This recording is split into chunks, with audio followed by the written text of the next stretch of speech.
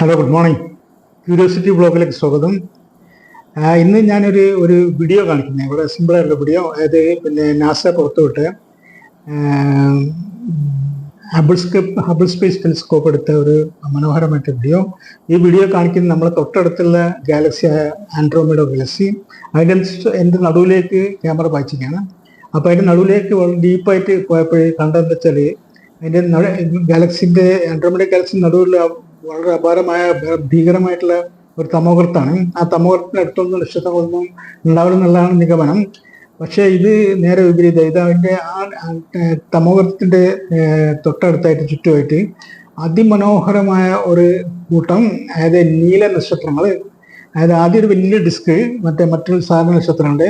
അതിൻ്റെ നടുവിൽ ചെറിയ ഡിസ്ക്. ആ ഡിസ്കിൽ കോടിക്കണക്കിൽ നീല നക്ഷത്രങ്ങളാണ്, വളരെ ഭംഗിയുള്ള. ഇതാണ് അവരിപ്പോൾ ഈ ഹബിൾ സ്പേസ് ടെലിസ്കോപ്പ് പകർത്തിയ വീഡിയോ.